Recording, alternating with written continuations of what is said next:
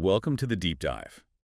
Today we're getting into a really fascinating situation, kind of sitting at this crossroads of global finance, national strategy, and, well, cutting-edge tech. Definitely. We're focusing on El Salvador, their whole Bitcoin adoption thing, and how that interacts with a very traditional player, the International Monetary Fund, the IMF. Exactly. There's this big loan agreement in place, and a recent payment development has really thrown El Salvador's Bitcoin approach back into the spotlight. Yeah, it forces you to look at, compliance and how these countries manage deals with big financial bodies when they're trying something fundamentally new. Right. And we're using a specific source to help us unpack this. It's a news article titled, IMF says El Salvador to make efforts to stop Bitcoin buys with a $120 M payments deal.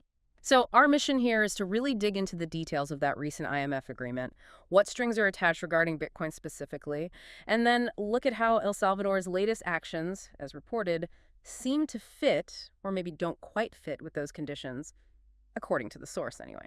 Okay, let's jump in. So the big news, reported May 27th, is the IMF agreeing to send El Salvador $120 million. That's a decent chunk of change. It is. And the article points out this isn't some brand new deal. It's actually part of a much larger loan package. Oh, right. Yeah, a $1.4 billion 40-month arrangement they apparently struck back in December last year. So this $120 million is more like an installment. Got it. An installment within that bigger framework. Yeah. And these kinds of loans, they always come with conditions, right? So what does the source say the IMF requires from El Salvador, especially on the Bitcoin front? Well, the article highlights a few key things. First, El Salvador is supposed to limit further government involvement in Bitcoin. That word government seems important. Okay. Limit government involvement. What else? Second, they need to get out of the Chevbo wallet business. That's their national Bitcoin wallet by the end of July. There's a deadline there. End of July. Yeah. Okay. And wasn't there some really specific language the IMF used that the article quoted? Yes, exactly. The source quotes the IMF statement saying, efforts will continue to ensure that the total amount of Bitcoin held across all government-owned wallets remains unchanged. Efforts will continue and remains unchanged.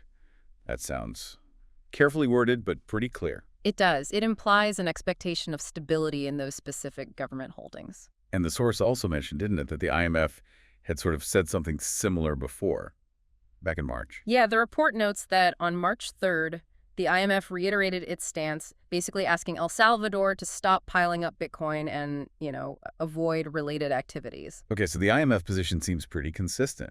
But then you have El Salvador's side, as reported in the article. What's President Bukele saying? Right. This is where it gets interesting. The source states President Bukele has been quite public, saying his government will keep buying one Bitcoin every single day. It's part of their national treasury strategy. One BTC-a-day. That's a clear stated policy.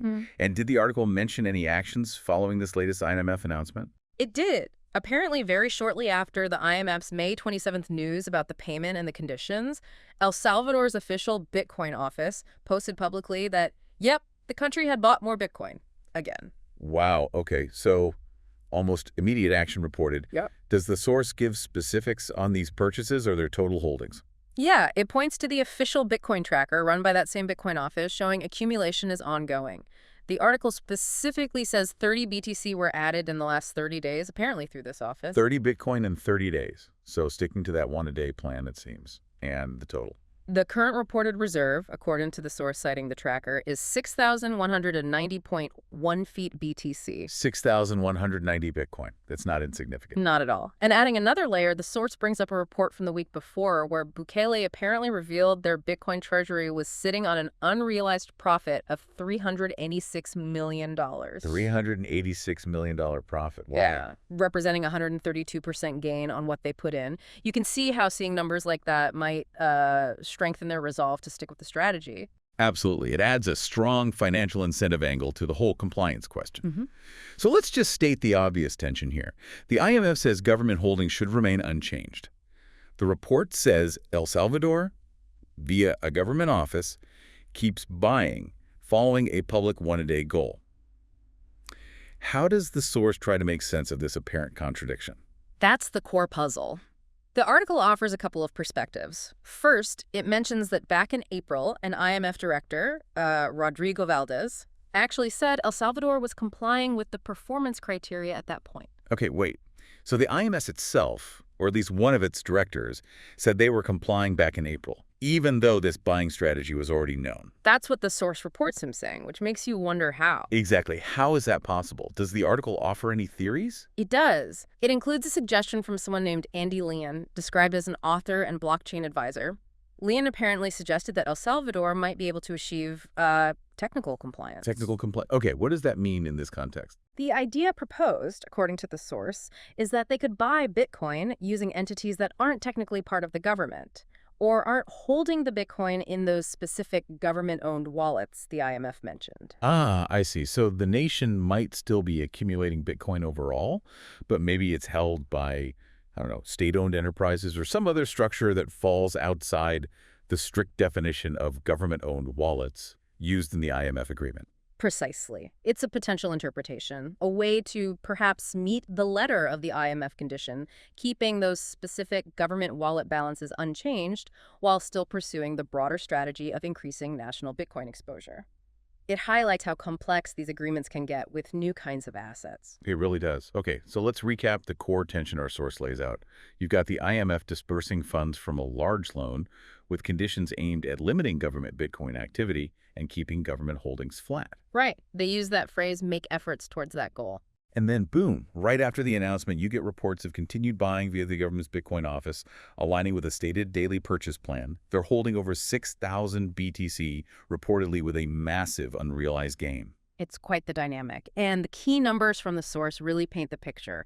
The $120 million payment, the 6,190.118 BTC reserve figure that reported $386 million profit, a 132% gain, and the recent 30 BTC added. So why should you care about all this? Well, it's a live case study, really. You're watching a major global financial institution built on very traditional rails, dealing with a country that's adopted a totally novel, decentralized asset for its national treasury. Yeah, it really throws into question how these established rules work or don't work. When something like Bitcoin enters the picture, what does compliance even mean here? Exactly. And that idea mentioned in the source about technical compliance through maybe non-government entities, that gives you a peek into how these negotiations might actually be playing out behind the scenes. It's about interpretation, about structure. It's definitely a space to watch, seeing how national finance evolves. So building only on what we've discussed from this source, here's something to think about. Given the IMF condition about government holdings staying unchanged and these reports of continued buying, how will this actually play out? What do those efforts the IMF mentioned really look like on the ground? And could this idea of technical compliance, maybe buying through other channels, actually be a sustainable way forward for El Salvador within the IMF's framework? It leaves you wondering about the real mechanics of this arrangement.